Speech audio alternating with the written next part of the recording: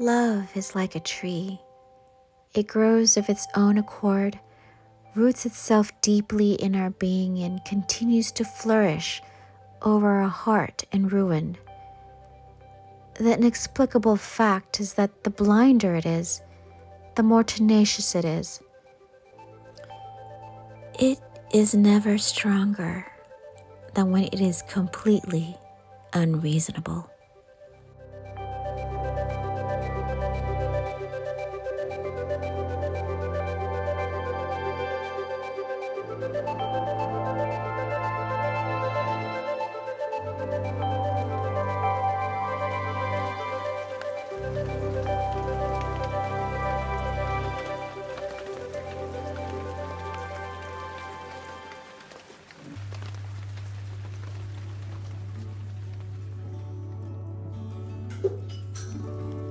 I got up early this morning and made another quiche, this time with the little springform pan I bought at Hema. I used some shredded coq au vin chicken, leftover green beans, shredded mimolette jaune, and sliced grape tomatoes.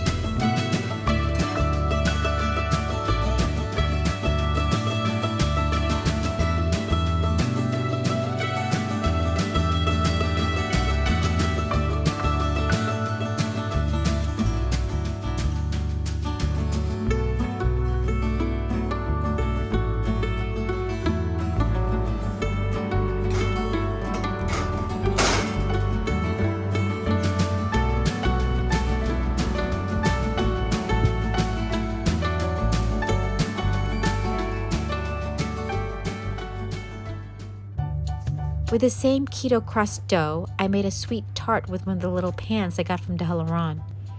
With softened creme fraiche, allulose, and vanilla extract for the base, and decorate the top with blueberries and raspberries.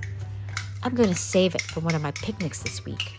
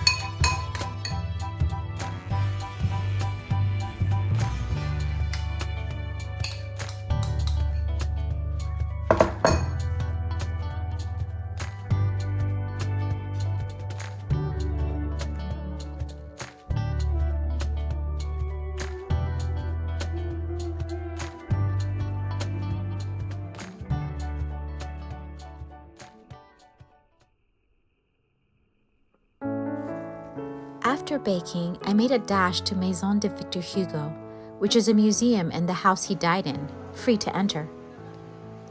I didn't really know much about Victor Hugo, apart from his two legendary novels, Les Miserables and The Hunchback of Notre Dame, both of which had far-reaching impacts. Notre Dame had fallen into neglect by the time he published The Hunchback, and because of the novel's ensuing popularity, a movement to save and renovate Notre Dame was born. Based on these two novels alone, one could surmise that Hugo, apart from being a giant in French literature, was a man who was politically active and fought for social reform.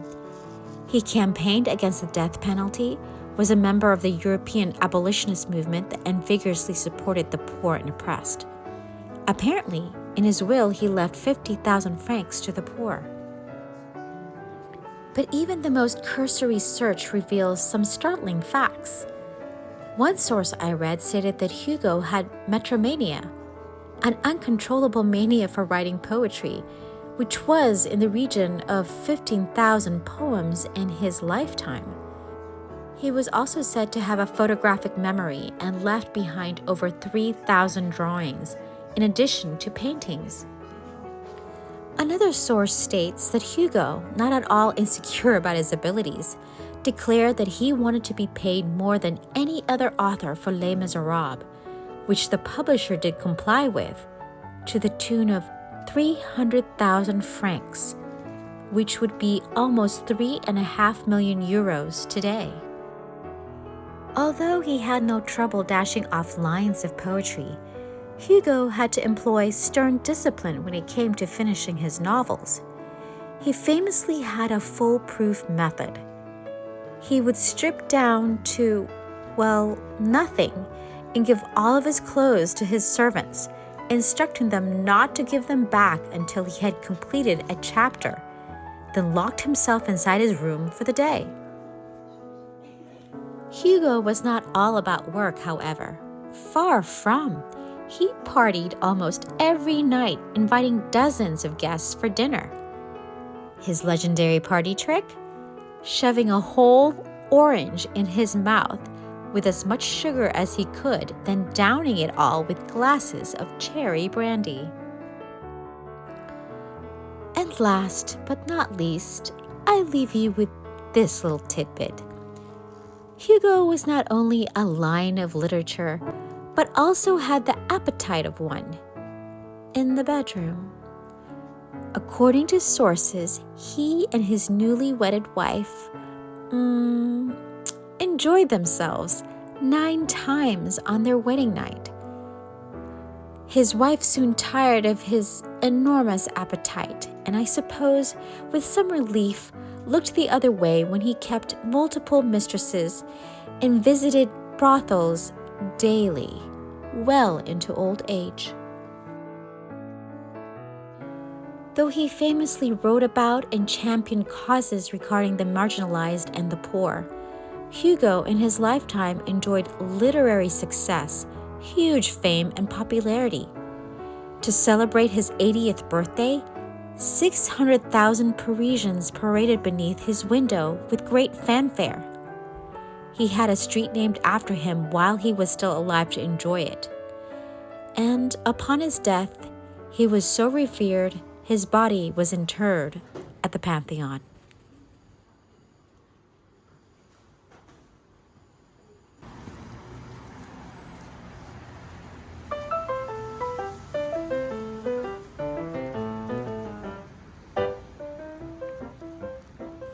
After the museum, a mad dash to Les Champo, a small iconic movie house to watch Chantons sous la pluie, or Singing in the Rain.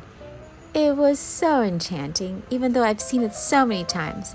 but never on the big screen until today. It is the tiniest movie theater with only 2 screens. They don't sell popcorn or any concessions at all. The movie was in VOST, V-O-S-T, which stands for Version Original, with subtitles, so I didn't need to translate. However, the French subtitles amused me to no end. They were not very accurate in some cases. For instance, there was a line of dialogue that is, "We go together like bacon and eggs," and it was translated into French as "like coffee with milk." Dialogue referring to Ethel Barrymore was translated as Sarah Bernhardt. Little things like that. It's funny how I'm starting to pick up some nuances. I guess they want to translate it in such a way that modern French audiences would have an easier time of this very old movie.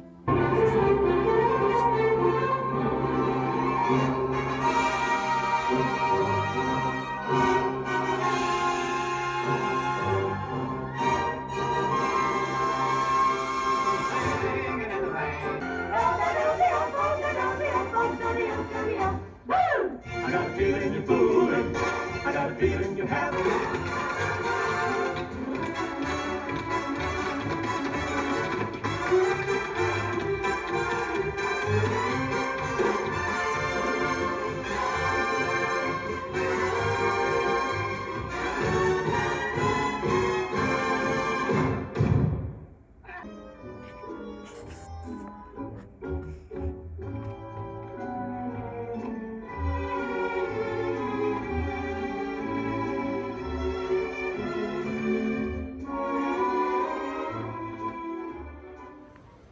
Singing in the Rain was the perfect movie to watch on a rainy day, and wouldn't you know it, the rain stopped once I exited the theater and the sun came out. Since I was already in the area, I made my way to the nearby Museum of the History of Medicine, with exhibits that go all the way back to ancient Egypt to more modern times. The museum collections, one of the oldest in Europe, are in a room annexed to the surgery school. It was scary, bizarre, and completely fascinating. My goodness, all the painful instruments of torture that passed for medical tools back in the day. Most of the exhibits look like something out of a horror movie. I think people just died and in horrible pain, I would imagine. Whenever I start wistfully yearning for a bygone era, I simply remember the state of medicine, health, and mortality rates of that particular time and snap out of it quickly. I wonder if 100 years from now, humans of the future would look back with equal horror at the backwardness of our medical treatments and tools. I'm not sure if it's worse or better that I can't understand the French explanations for the exhibit. My imagination is certainly going crazy.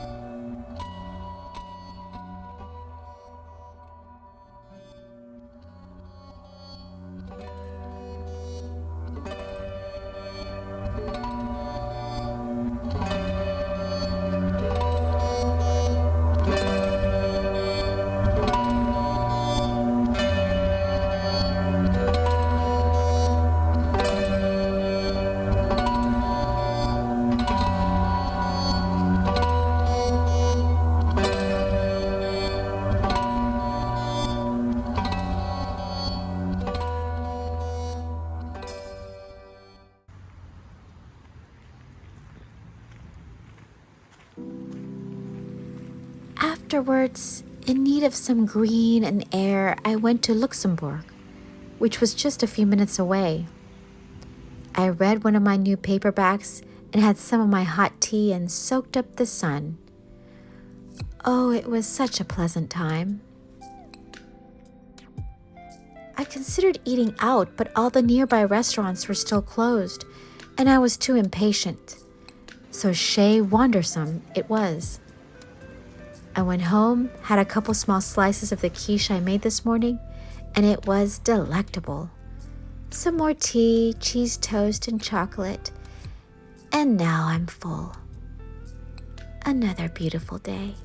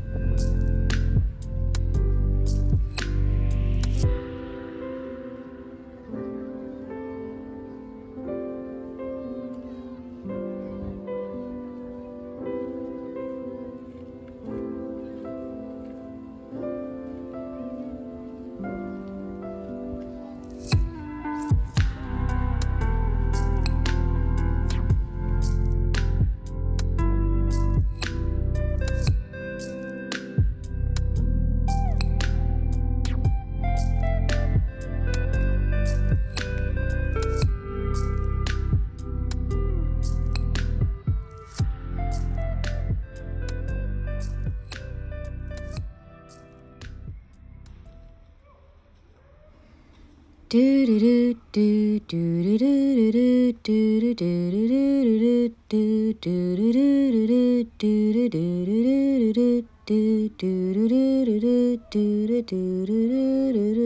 do do